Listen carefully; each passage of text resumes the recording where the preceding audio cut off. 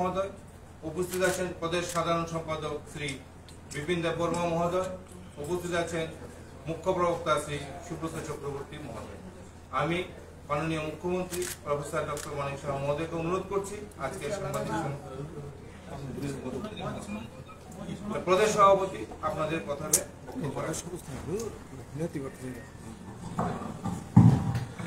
সাংবাদিক বন্ধুদের অনেক অনেক শুভেচ্ছা এবং অভিনন্দন জানাচ্ছি। আজকে আমাদের এই প্রেস কনফারেন্সে আমাদের মধ্যে উপস্থিত রয়েছেন আমাদের রাজ্যের মাননীয় মুখ্যমন্ত্রী প্রফেসর ডক্টর মানিক সাহা মহোদয়, উপস্থিত আছেন ভারতীয় জনতা পার্টির প্রদেশ কমিটির সাধারণ সম্পাদক শ্রী বিপিন দেববর্মা মহোদয়, আমাদের মুখ্য প্রবক্তা সুব্রত চক্রবর্তী এবং আমাদের মিডিয়া ইনচার্জ শ্রী সুনীল সরকার মহোদয়। আপনারা অবগত আছেন যে গত 9 তারিখ গতকালকে আমাদের দেশের যশস্বী প্রধানমন্ত্রী নরেন্দ্র মোদীজির 11 বছর যে উনার সরকারে পূর্তি হয়েছে এবং এই 11 বছরে আমাদের দেশের যশস্বী প্রধানমন্ত্রীর যে কাজ এবং এই কাজ সম্পর্কে আমাদের ভারতীয় জনতা পার্টি সর্বভারতীয় স্তরে আমরা আমাদের সরকার এবং আমাদের ভারতীয় জনতা পার্টি সরকার, আমাদের মোদীজি সরকার আমাদের দেশের জন্য কি কি কাজগুলি করেছেন সেই কাজগুলি জনসমক্ষে তুলে ধরার জন্য আমরা বিভিন্ন কর্মসূচি আমরা হাতে নিয়েছি। তারই অঙ্গ হিসাবে গতকালকে আমাদের রাষ্ট্রীয় সভাপতি আদরণীয় জেপি নাড্ডাজি দিল্লি থেকে এই 11 বছরে আমাদের দেশের জন্য মোদীজির যে কাজগুলি সেইগুলি উপস্থাপন করেছেন। আজকে আমাদের রাজ্যের মাননীয় মুখ্যমন্ত্রী এই বিগত 11 বছরে মোদীজির কি কি কাজ করেছেন সেগুলি আজকে তুলে ধরবেন এবং আমরা বিভিন্ন কর্মসূচি নিয়েছি, যেমন আমাদের জেলা লেভেলেও আমাদের প্রেস কনফারেন্স হবে, মন্ডল স্তরে বিভিন্ন মানুষের কাছে পৌঁছানোর জন্য আমরা বিভিন্ন কর্মসূচি নিয়েছি। আজকে কিছুক্ষণ পরেই মাননীয় মুখ্যমন্ত্রী আমাদের আগরতলাতে একটা প্রদর্শনীও লাগানো হয়েছে স্থানীয় রবীন্দ্র ভবনে। সেখানে মোদীজির গৃহীত প্রকল্পগুলি সেখানে দর্শিত রয়েছে এবং একটা সভার মাধ্যমে মাননীয় মুখ্যমন্ত্রী সেখানে সম্বোধিত করবেন আমাদেরকে এবং রাজ্যবাসীকে সেগুলি জানাবেন। আজকের এই প্রেস কনফারেন্সের মাধ্যমে আমাদের কর্মসূচি শুরু হয়েছে এবং আগামী 26 তারিখ পর্যন্ত বিভিন্ন কর্মসূচি হাতে নিয়েছে। আমাদের রাজ্য কমিটি থেকে আদরণীয় প্রদেশ সাধারণ সম্পাদক বিপিন দেববর্মা নেতৃত্বে এই কর্মসূচিগুলি বাস্তবায়ন হবে। আমরা চৌপাল বৈঠক, বিধানসভা ভিত্তিক বৈঠক এবং এই প্রদর্শনীর মাধ্যমে আমাদের মোদী সরকার আমাদের জন্য, ভারতবর্ষের জন্য আমাদের কি করেছেন সেগুলি তুলে ধরা হবে। তো আজকের আমাদের মূল 3টা এজেন্ডার উপর আমাদের এই মোদীজির কাজগুলি দর্শিত হবে। 1 নম্বর হলো বিকশিত ভারত এবং আমাদের ভূমিকা, 2 সেবা সুশাসন ও গরিব কল্যাণে 11 বছর, সশক্ত ভারত ও সুরক্ষিত ভারত।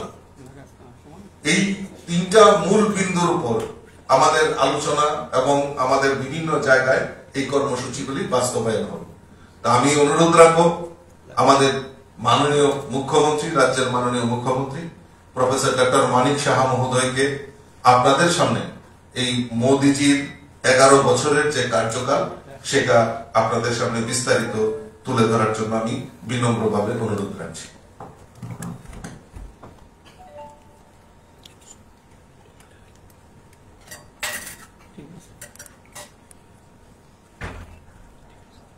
সর্বপ্রথম আমি এখানে উপস্থিত সমস্ত সাংবাদিক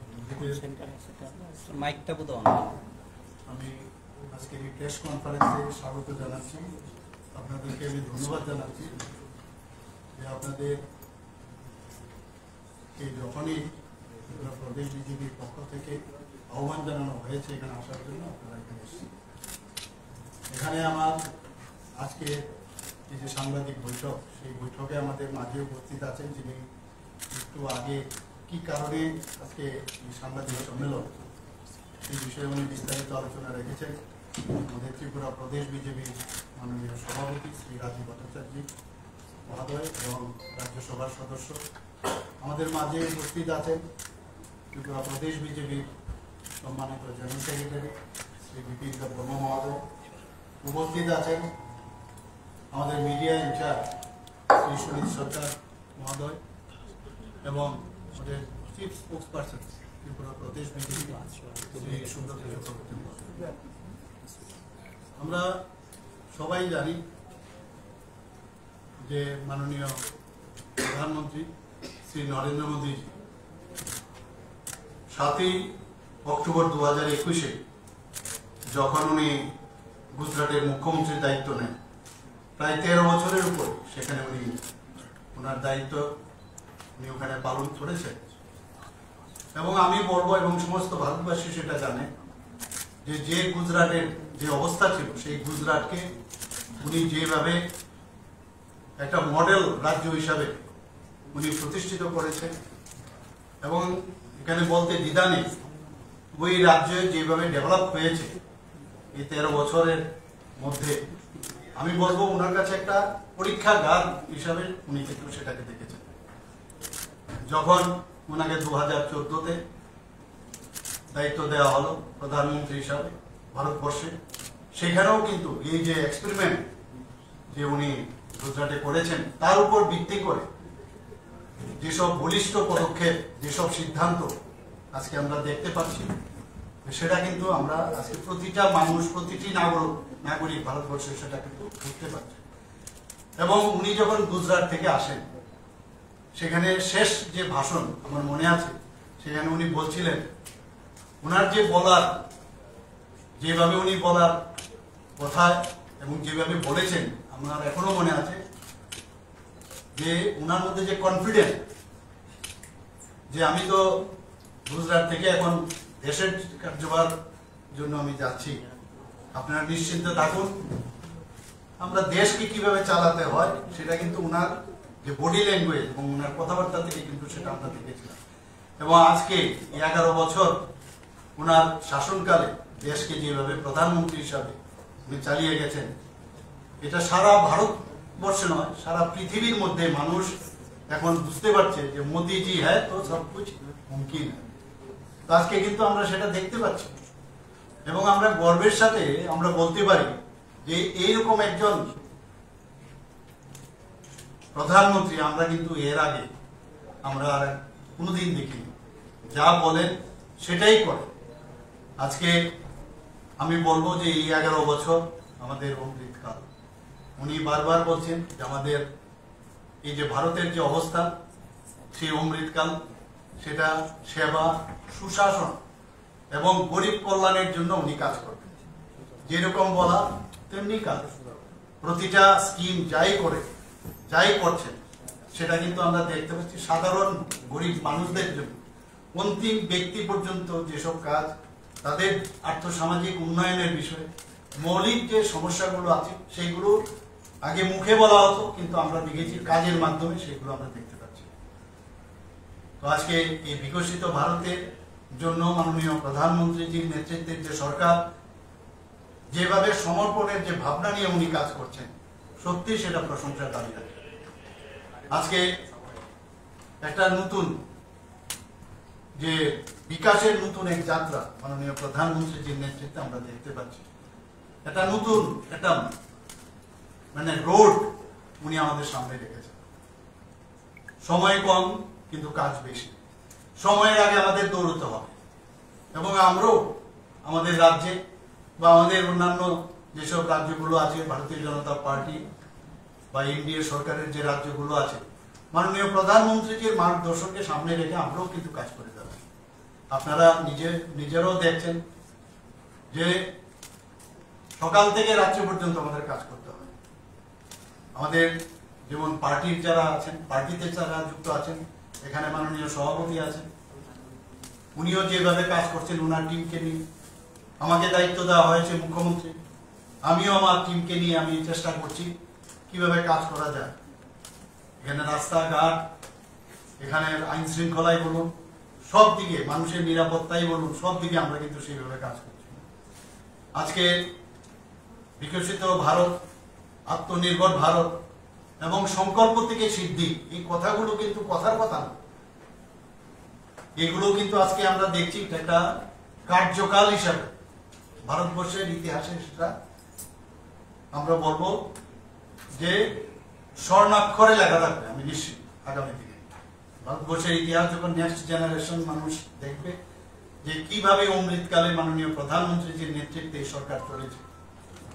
আমরা শুধু প্রধানমন্ত্রীজি শুধু এমন কাজ করছেন না যে এই কাজগুলো খালি করা, একটা ফাউন্ডেশন উনি তৈরি করতে পেরেছেন, একটা ভিত্তি, স্ট্রং ফাউন্ডেশন ভারতবর্ষের আগামী প্রজন্মের জন্য উনি কাজের মাধ্যমে এই আমাদের যে ইন্ডিয়া নেতৃত্বাধীন ভারতীয় জনতা পার্টির যে সরকার, সেটা কিন্তু উনার যে কার্যকালে সেটা কিন্তু প্রতিষ্ঠিত করতে পেরেছে।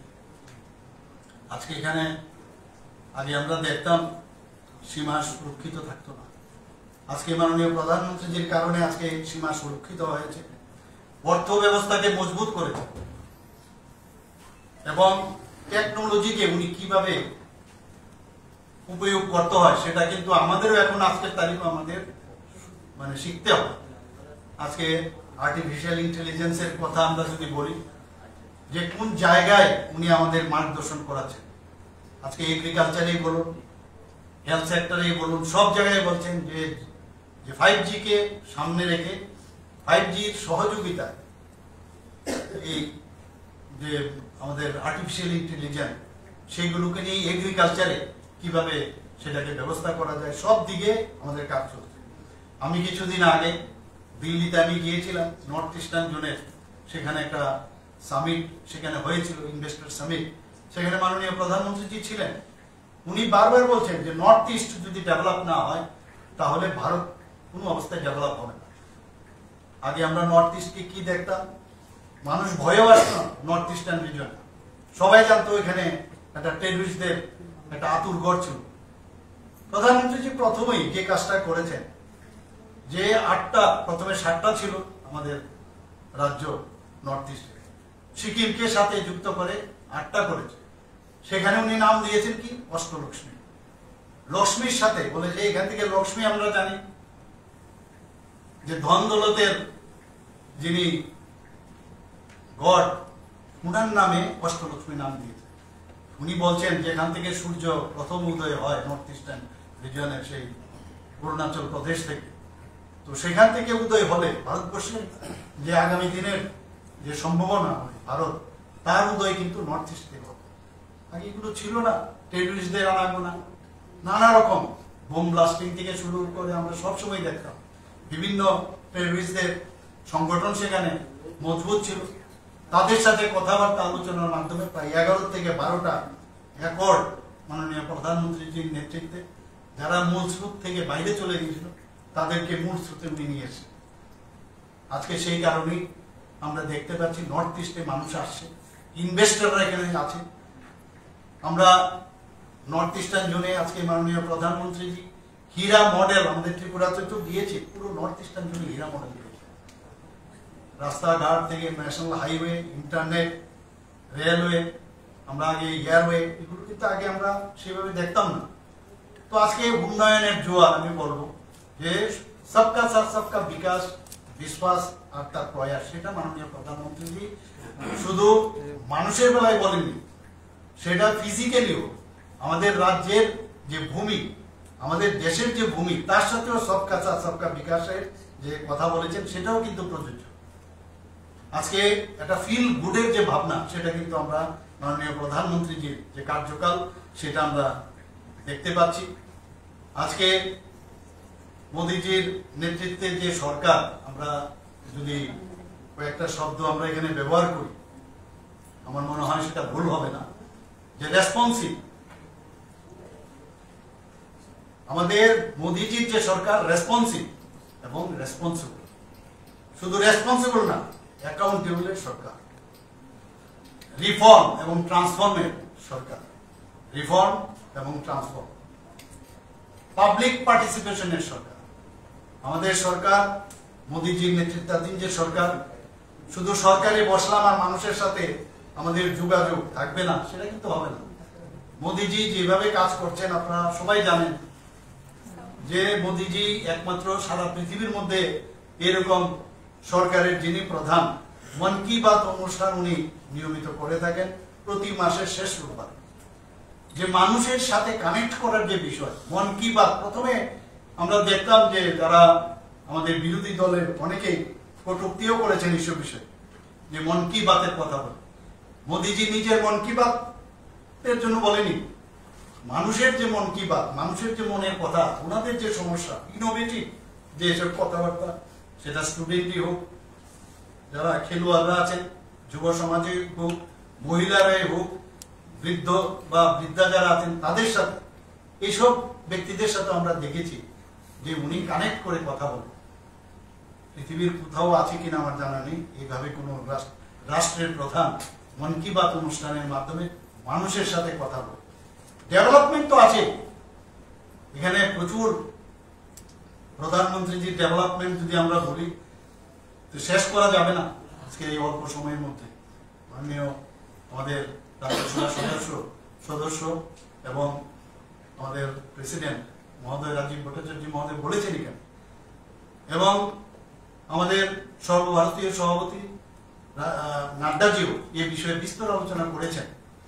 কিন্তু আমরা যেভাবে আমরা দেখতে পাচ্ছি মাননীয় প্রধানমন্ত্রী আসার পর, আগে 2014 আগে এমন একটা অবস্থা ছিল, আমি প্রায়শ সব জায়গায় বলি, এই দেশ থাকবে কি থাকবে না এরকম একটা অবস্থা ছিল।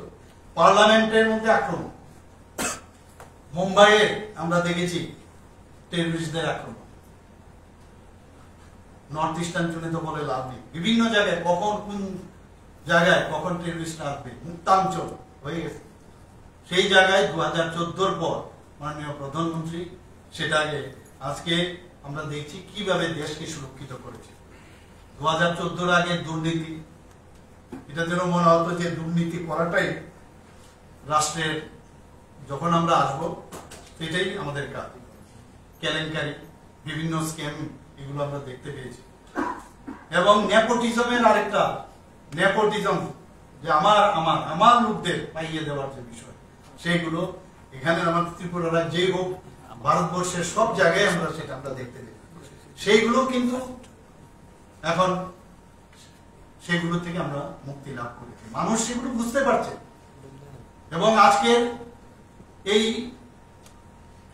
যে আমাদের সাংবাদিক বন্ধুদের মাধ্যমে আজকের যে সম্মেলন, প্রেস কনফারেন্সের মাধ্যমে আমি আমাদের সমস্ত মানুষদের কাছে, সমস্ত আমার জনসাধারণের কাছে আমার একটাই আবেদন থাকবে, আপনারা একটু পেছনের পাতাটা উল্টোবেন। পেছনের পাতা কিন্তু আমরা মাঝে মাঝে ভুলে যাই, আমরা খালি সবসময় সামনের দিকে চলি, মাঝে মাঝে ওদের কীর্তিকলাপগুলো মাঝে মাঝে মনে রাখবেন। এখনো দেখি বিরোধীরা মাঝে মাঝে একটা বিভ্রান্ত করার চেষ্টা করে, কারণ নতুন জেনারেশন প্রতিদিন আসছে, ওরা কিন্তু পেছনের ঘটনাগুলো জানে না। আমি শুধু এইটুকুই আহ্বান রাখবো যে ওনাদের বলবো যে পুরনো জিনিসগুলো যেন ওনারা একটু দেখেন এবং চিন্তা ভাবনা করেন। এখনকার সরকার উন্নয়ন, আমি বলবো মাননীয় প্রধানমন্ত্রীজির যে সরকার উন্নয়নের কথা বলে, উদ্ভাবনের কথা বলে, উন্নয়ন, উদ্ভাবন এবং উদ্বোধনের কথা বলে না। বিভিন্ন জায়গায় আমরা গিয়ে আপনারা দেখেছেন ত্রিপুরা রাজ্যে আমরা বিভিন্ন জায়গায় গিয়ে আমরা ইনোগ্রেশন জন্য বহু জায়গায় বহু কাজ হয়ে গেছে। কাজে উন্নয়ন, উদ্ভাবন এবং উদ্বোধনের কথা আমাদের সরকার এখন বলে। আগে সরকারি টাকা উনাদেরই, আগের যে প্রাক্তন প্রধানমন্ত্রী ছিলেন উনি বলেছিলেন যে দিল্লির থেকে টাকা যদি কোন রাজ্যে পাঠানো হয়, আস্তে আস্তে 1 টাকা পাঠালে সেটা বসতে বসতে নাকি 4 আনা হয়ে যেত। আর সেই জায়গার মধ্যে এই সুযোগ নেই, মাঝখানে মিডলম্যান ছিল। আমরা সবাই নিজেরাও আমরা দেখেছি, এর থেকে আমরা পরিত্রাণ পেয়েছি।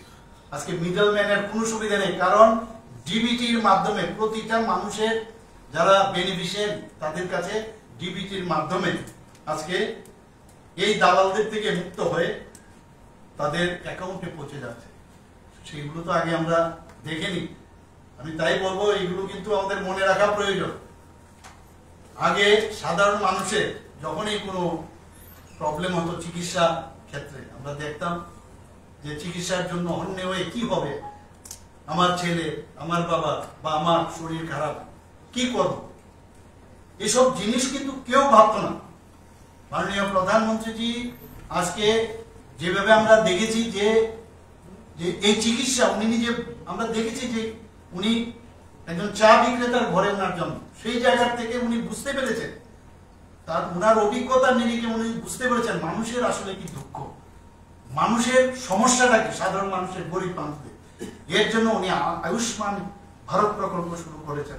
সারা পৃথিবীর মধ্যে এই প্রকল্প নিয়ে বিভিন্ন গুঞ্জন, বিভিন্ন ভাবে ওরা অবাক হয়ে যাচ্ছেন যে ৫ লক্ষ টাকা করে যারা গরিব মানুষ তাদের জন্য উনি প্রকল্প করেছেন। আমরাও ওনার থেকে শিখে ত্রিপুরা রাজ্যে মুখ্যমন্ত্রীর জন আরোগ্য যোজনাও শুরু করেছি একই কায়দায়, একইভাবে, এবং যেসব জায়গায় ওনাদেরকে রেফার করে এমপ্যানেল যে জায়গাগুলো আছে সেইগুলো আমরা করেছি।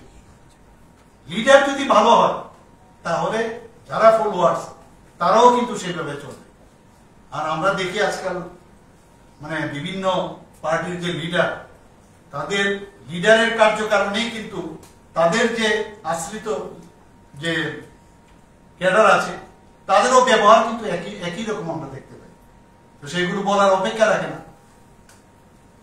আমরা আগে এই দেশ অন্য দেশের উপর নির্ভরশীল ছিল, আমরা ইম্পোর্ট ছাড়া ভাবতে পারতাম না।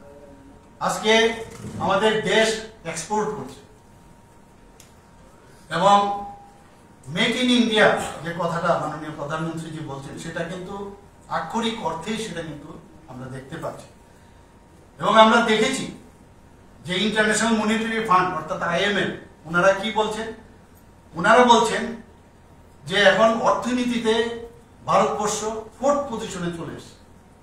ভাবা যায় না, কোথায় 11 ছিল সেখান থেকে পঞ্চম থেকে 4th, মানে একটার পর একটা যেভাবে অর্থনীতির যে রিফর্ম এনেছেন মাননীয় প্রধানমন্ত্রীজি, আজকে সেই জায়গায় টাকা পয়সা যদি না থাকে, নিজেরা যদি আত্মনির্ভর না হতে পারে, সেটা মানে দেশ ভিত্তিকই হোক, রাজ্য ভিত্তিকই হোক, সাধারণ মানুষের তার ঘর ভিত্তিকই হোক, সবার এই অর্থনীতি যদি স্ট্রং না হয়, এবং তার জন্য বিভিন্ন যে প্রকল্প মাননীয় প্রধানমন্ত্রীজি করেছেন, যে সবার যদি অর্থনীতি যদি স্ট্রং না হয় তাহলে কোনো অবস্থায় দেশ আগে যেতে পারবে না। সেই বিষয়টা আমরা আজকে কিন্তু দেখতে পাচ্ছি। পলিটিক্স অফ পারফরমেন্স, আমরা আগে দেখতাম কি পলিটিক্স হতো, আর বর্তমানের পলিটিক্স কি, যে পারফরমেন্সের পলিটিক্স।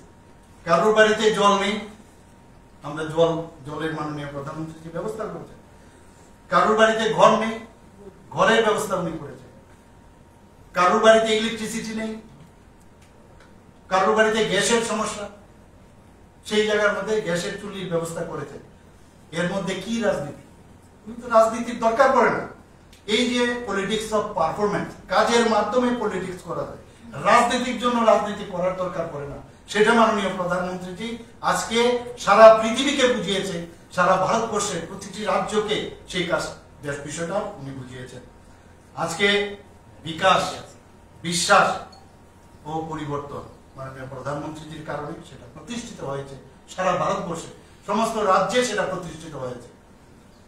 আজকে আমরা মোদীজির নেতৃত্বে বিজেপি সরকার যখন গঠন হয়, কেলেঙ্কারি, ঘোটালা এবং স্ক্যামের যে অন্ধকার, তার থেকে কিন্তু আমরা মানে বেরিয়ে আসতে পেরেছি, এবং সুশাসনের যে একটা আলো সেটা কিন্তু আমরা সারা ভারতবর্ষে আমরা এখন দেখতে পাচ্ছি। সুশাসন কাকে বলি? গুড গভর্নেন্স যেটা বলছে, আমরাও ত্রিপুরাতে সেই গুড গভর্নেন্সের কাজটা আমরা করছি।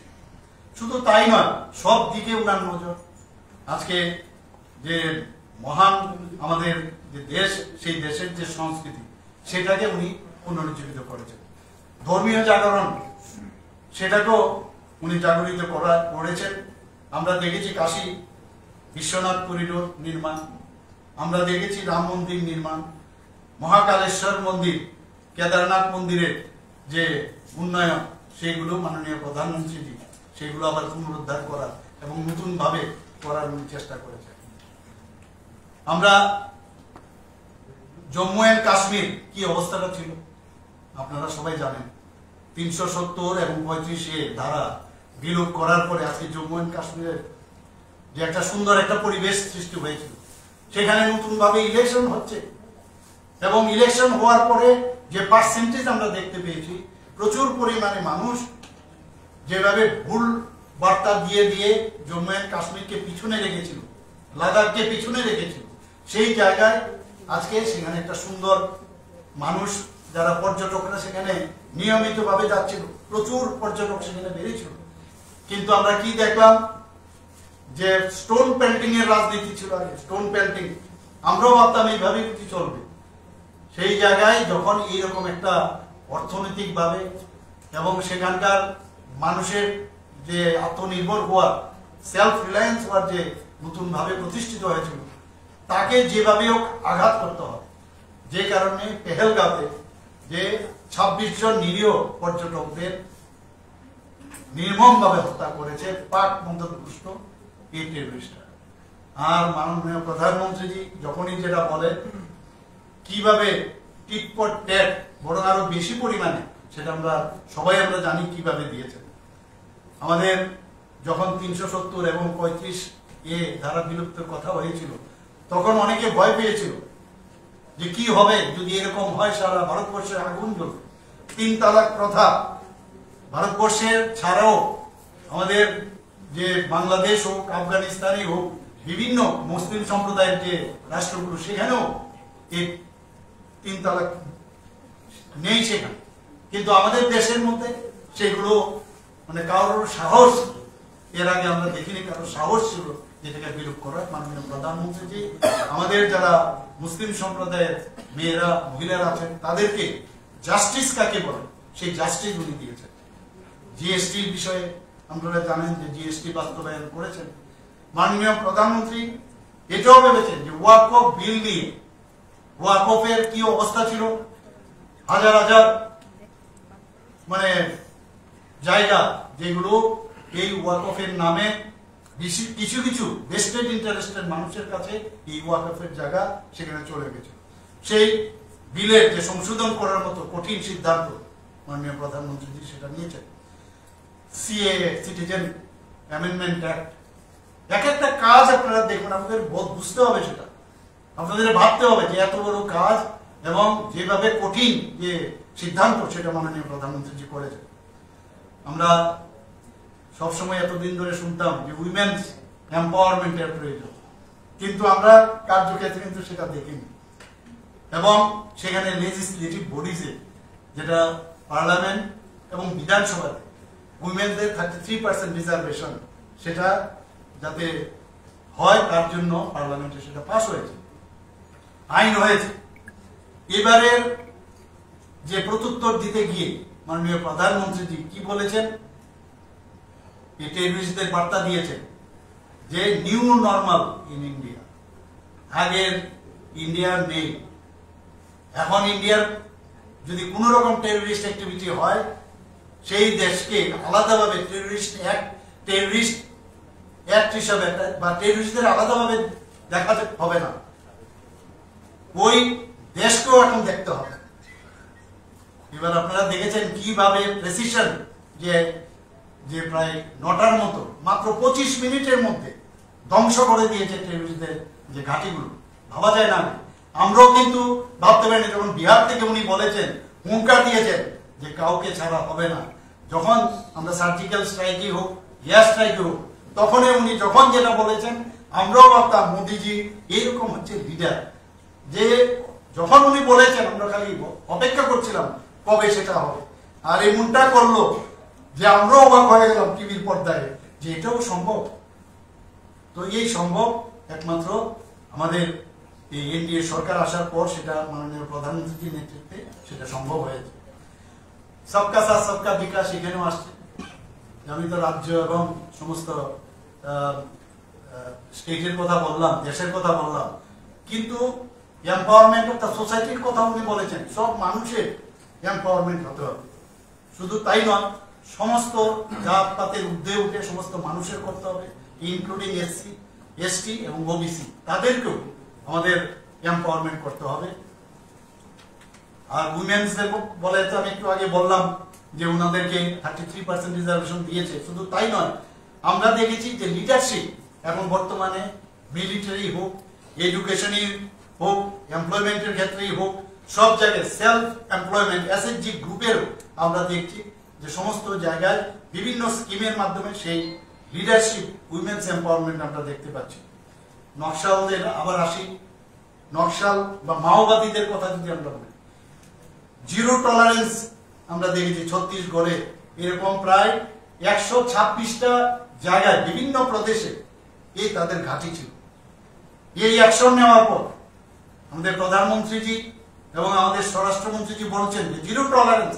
এবারে নীতি আয়োগে যখন আমরা কথা বলছিলাম, আমাদের যখন মুখ্যমন্ত্রী সম্মেলনে আমরা কথা বলছিলাম, সেখানে আমরা দেখেছি সেই জায়গায় 126টা যে নকশাল বা মাওবাদীদের যে এফেক্টেড এরিয়া ছিল, সেখান থেকে যে অ্যাকশন নেওয়া হয়েছে তাতে করে এখন গিয়ে 126 থেকে মাত্র 18টা জায়গায় এখন সেটা কনসেন্ট্রেট করেছে এবং বলা হয়েছে যে আর বেশি দিন নয়, কয়েকদিনের মধ্যে সেটাও নির্মূল করা হবে। আমাদের ভায়োলেন্স আপনারা শুনে খুশি হবেন সারা ভারতবর্ষে, এবং এই ধরনের মাওবাদী এবং অন্যান্য যেসব টেররিস্ট গ্রুপে যেভাবে আক্রমণ করেছে তার থেকে প্রায় 53% ডিক্রিজ হয়েছে। আমাদের সিকিউরিটি ফোর্স এদের বিরুদ্ধে যখন কাজ করত, প্রায়শ আমরা তো দেখতাম যে আমাদের প্যারামিলিটারি হোক, সিএপিএফ এর সমস্ত জওয়ানরা নির্মমভাবে তাদেরকে হত্যা করা হতো। সেই জায়গায় আমাদের এই বর্তমানে 72% এখন সেটা ডিক্রিজ করেছে। এবং আমাদের যে গরিবি হটাও, আগে তো প্রায় শুনতাম গরিবি হটাও, গরিবি হটাও, কত নারাজ, কিন্তু আমরা মোদী সরকারের সময় আমরা দেখতে পেলাম যে কিছুদিন আগ পর্যন্ত যে ডাটা এসছে, প্রায় 25 কোটি মানুষ পভার্টি লাইন থেকে এখন এই পভার্টির থেকে উপরে উঠে এসছে। ভাবা যায় না, 140 কোটির মধ্যে যদি 25 কোটির মানুষ যদি পভার্টি লাইন থেকে যেসব স্কিমের মাধ্যমে সুযোগ সুবিধা হয়েছে তাতে করে সেটা চলে এসছে। এখানে আমরা যদি 283% ট্যাক্স ডেভলিউশন সেটা যদি আমরা বলি, বিভিন্ন স্টেটে 283% ইনক্রিজ করেছে। আমাদের পার ক্যাপিটা ইনকাম, আমাদের ত্রিপুরাতেও আপনারা জানেন যে পার ক্যাপিটা ইনকাম নর্থ ইস্টার্ন জোনের মধ্যে আমরা সেকেন্ড হাইস্ট। তো সেই জায়গার মধ্যে দাঁড়িয়ে আজকে সারা ভারতবর্ষের মধ্যে সমস্ত যে রাজ্যগুলো আছে সেখানে যদি একসাথে করা যায়, দেখা যায় 67% পার ক্যাপিটা ইনকাম এখন ইনক্রিজ করেছে। সাংবাদিক বন্ধুগণ, আপনারা আপনাদের অবগতি এবং আপনাদের মাধ্যমে আমি জানাতে চাই যে 135% ফরেন এক্সচেঞ্জ যে রিজার্ভ সেটা এখন ভারতবর্ষে সেটা ইনক্রিজ করে। আমাদের 825 বিলিয়ন ইউএস ডলার যে এক্সপোর্ট লেভেল সেটা আমাদের বেড়েছে। শুধু তাই নয়, ফরেন যে এফডিআই সেটা 135% আজকে ভারতবর্ষে সেটা বেড়েছে। আজকে যদি আগে ট্যাক্স, আমরা ট্যাক্স দিতে গেলে ভাবলো যে আমি রোজগার করবো, আমি ট্যাক্স দেবো না, এই ধরনের একটা প্রবণতা মানুষের মধ্যে ছিল।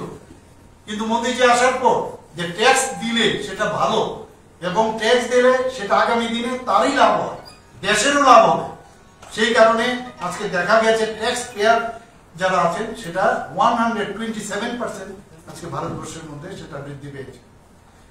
আজকে ডাইরেক্ট ট্যাক্স কালেকশনের কথা যদি বলি, সেখানেও দেখা যাচ্ছে প্রায় 238% সেই গ্রোথ আমরা দেখতে পাচ্ছি। আজকে আইএমএফ আজকে ভারতকে কি বলছে, এই যে ডেভেলপমেন্ট গুলো হচ্ছে, বলছে যে ব্রাইট স্পট হিসাবে আখ্যায়িত হয়েছে।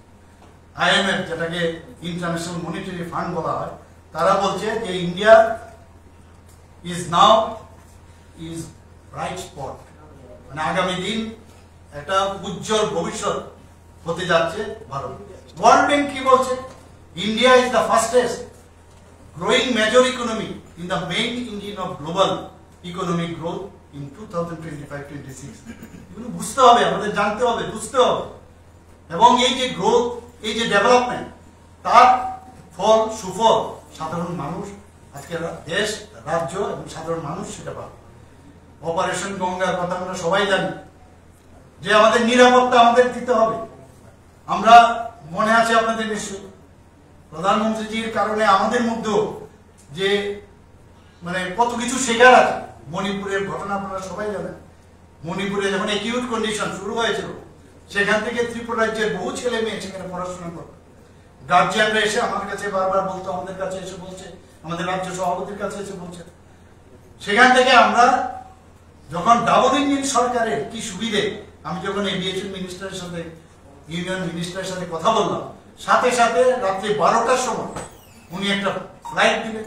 সেখান থেকে তাদের পরের দিনও ফ্লাইট দিলেন। সেখান থেকে ওনাদেরকে রেস্কিউ করে আমরা ত্রিপুরাতে, আমাদের ত্রিপুরা সরকারের 1 পয়সা উত্তর দিতে হয়নি, আমাদের পয়সার মাধ্যমে তাদেরকে আমরা সেখান থেকে নিয়ে আসি। আন্ডার অপারেশন গঙ্গা, সেখানে কি আছে? Indian citizen ব্রট back from Ukraine. শুধু তাই নয়, আমরা সবাই জানি যে ভারতের ফ্ল্যাগ নিয়ে পাকিস্তানেরও বহু নাগরিক এই ভারতবর্ষের ফ্ল্যাগের কে সামনে রেখে ওরাও কিন্তু সেখান থেকে পরিত্রাণ পেয়েছিল এবং তারা দেশে ফিরতে পেরেছিল। বন্দে ভারত মিশন, আপনারা জানেন যে সেই সময় বিভিন্ন প্রান্তে মানুষ ছিল, আমাদের শ্রমিকরা বিভিন্ন জায়গায়, ভারতবর্ষের বিভিন্ন জায়গায় প্রায় 67 লাখ পিপল তাদের রিপাট্রিয়েট করা হয়েছে। যে এই যে যখন বিপদের সময়ে কাউকে কিভাবে নিরাপত্তা দেওয়া যায়, কিভাবে তাদের ঠিক জায়গায় নিয়ে আসা যায়, সেগুলো মাননীয় প্রধানমন্ত্রীজি এই বন্দে ভারত মিশন আর নামগুলো দেওয়ার মধ্যে তারও তাৎপর্য তো আমরা দেখি। যখনই যে কথাটা বলেন, আজকে মাননীয় প্রধানমন্ত্রীজি কি বলছেন?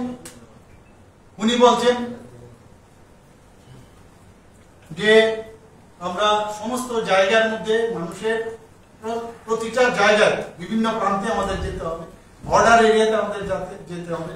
সেই বিষয়গুলো উনি নামগুলো যখন অপারেশন সিন্দুর যে নামটা দিয়েছে, চিন্তা করুন কে কেন দিল? আমাদের বোনেরা, আমাদের মেয়েরা বিয়ের পরে কাশ্মীরে গেল, শ্রীনগরে গেল, সেই জায়গার মধ্যে তাদের কপালের সিঁদুর মুছে দিল, ভাবা যায়? সেই কারণে মাননীয় প্রধানমন্ত্রীজি এই নামটা দিল অপারেশন সিন্দুর। যে নামের তাৎপর্য কি সেটা কিন্তু উনি ওনার কথায় নয়, কাজের মাধ্যমে সেটা আমরা দেখতে পেয়েছি। আন্ডার অপারেশন দেবী শক্তি আমরা দেখেছি, আফগানিস্তান থেকে ইভাকুয়েট করা হয়েছিল ভারতবর্ষের মানুষকে। আন্ডার অপারেশন রাহাত 5,000 ইন্ডিয়ান তাদেরকে সেফলি ইভাকুয়েট করা হয়েছে। তো সেইভাবে আমি যদি বিস্তারিত এখানে পড়ি, সেখানে আমাদের শেষ করা যাবে না। আজকে নর্থ ইস্টার্ন জোনের আমরা দেখতে পাচ্ছি যে এর আগে কেউ আমাদের সম্পর্কে কেউ ভাবতো না, চিন্তা করতো না। মোদিজি এসে আমাদের নর্থ ইস্টকে কিভাবে উন্নয়ন করা যায় সেই কাজটা উনি করেছেন। আজকে সারা দেশের মধ্যে প্রধানমন্ত্রী কিষাণ সম্মান নিধিতে যে 6,000 টাকা করে কৃষকদের সহায়তা করা হয়, সেখানে 3.7 লক্ষ কোটি টাকা দেওয়া হয়েছে সারা দেশে। ত্রিপুরাতে কি হয়েছে? এখন পর্যন্ত কৃষকদের অ্যাকাউন্টে 843 কোটি 66 লক্ষ টাকা ডিবিটির মাধ্যমে দেওয়া হয়েছে। প্রধানমন্ত্রী ফসল বীমা যোজনায় 1,75 লক্ষ টাকারও বেশি বীমার দাবি নিষ্পত্তি করা হয়েছে সারা ভারতবর্ষে। আর ত্রিপুরাতে কি হয়েছে? এখন পর্যন্ত যে ক্ষতির পরিমাণ প্রায় 10,63 লক্ষ টাকা দেওয়া হয়েছে। কিষাণ ক্রেডিট কার্ডের মাধ্যমে 7 কোটিরও বেশি কৃষককে সারা দেশের মধ্যে দেওয়া হয়েছে। আর ত্রিপুরাতে এখন পর্যন্ত যে 4,03,000 উপরে যারা কৃষক ক্রেডিট কার্ড তাদের দেওয়া হয়েছে এবং যে ঋণের পরিমাণ 2,272 কোটি টাকার উপরে দেওয়া হয়েছে। আজকে প্রধানমন্ত্রী গরিব কল্যাণ অন্ন যোজনার কথা যদি বলি, সারা ভারতবর্ষে 81 কোটির বেশিও মানুষ সেই সাহায্যটা পেয়েছে।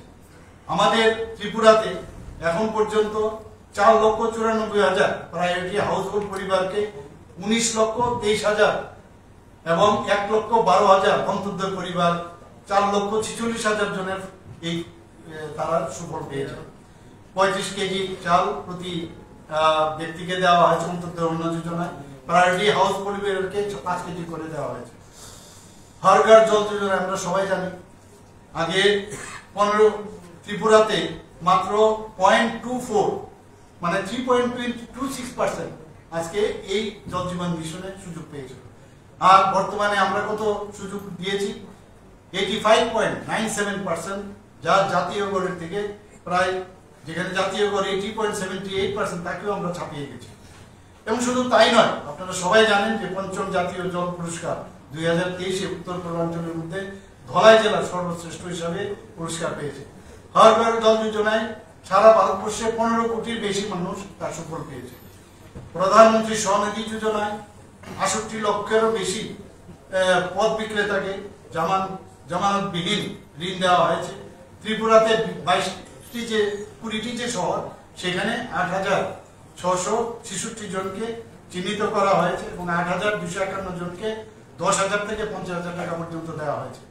আয়ুষ্মান জন আরোগ্য যোজনায় 70 বছরের ঊর্ধ্ব যেসব নাগরিক আছে তাদেরকে নিয়ে 55 কোটিরও বেশি মানুষকে 5 লক্ষ টাকার বিনামূল্যে চিকিৎসা প্রদান করা হয়েছে।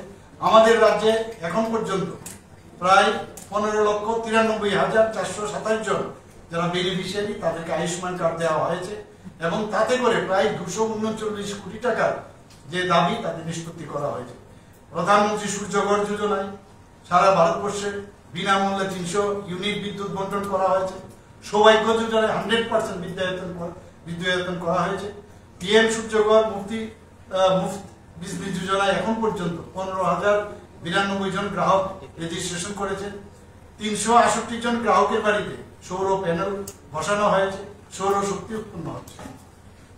বন্ধুগণ, প্রধানমন্ত্রী মাতৃ বন্দনা যোজনায় এখন পর্যন্ত সারা ভারতবর্ষে 3.9 কোটিরও বেশি গর্ভবতী মহিলাকে 18,593 কোটি টাকার আর্থিক সহায়তা করা হয়েছে। ত্রিপুরাতে সেখানে আমরা দেখেছি এখন পর্যন্ত যে প্রায় 1,46,000 মহিলা এর সুবিধা পেয়েছে এবং তাতে করে 62 কোটি টাকার উপরে তাদের জন্য টাকা ব্যয় করা হয়েছে। আমরা দেখেছি 2014 সাল থেকে এখন পর্যন্ত প্রধানমন্ত্রী গ্রাম সড়ক যোজনায় 3.96 লক্ষ কিলোমিটার গ্রামীণ সড়ক নির্মাণ হয়েছে। ত্রিপুরাতেও সেইভাবে এখানে প্রচুর যে সড়ক উন্নয়ন সেগুলো আমরা করেছি। বন্ধুগণ, সেইভাবে অনেক কাজ মাননীয় প্রধানমন্ত্রীজি একটা নতুন ভারত তৈরির যে বিকশিত ভারত সংকল্প যাত্রা শুরু হয়েছে, 2047-এর মধ্যে একটা নতুন ভারত উনি মানে ডেভেলপ কান্ট্রি হিসাবে প্রতিষ্ঠিত করতে যাচ্ছে এবং সেটা আমি নিশ্চিত যে আগামী দিন সেটা প্রতিষ্ঠিত হবে। এখানে আপনারা এত দীর্ঘ সময় ধরে এখানে উপস্থিত থাকার জন্য সমস্ত সাংবাদিক বন্ধুদের আমি অসংখ্য ধন্যবাদ জানাচ্ছি এবং আমার কথা বলা শেষ করছি। ধন্যবাদ। একটা প্রশ্ন ছিল আমার, প্রশ্নটা হচ্ছে এই যে সীমান্ত এলাকা নিয়ে ইভেন্ট শরিক দলেরও কয়েকজন অভিযোগ। সরি বাবু, আজকে কোশ্চেনটা নাই, আজকে শুধু আমরা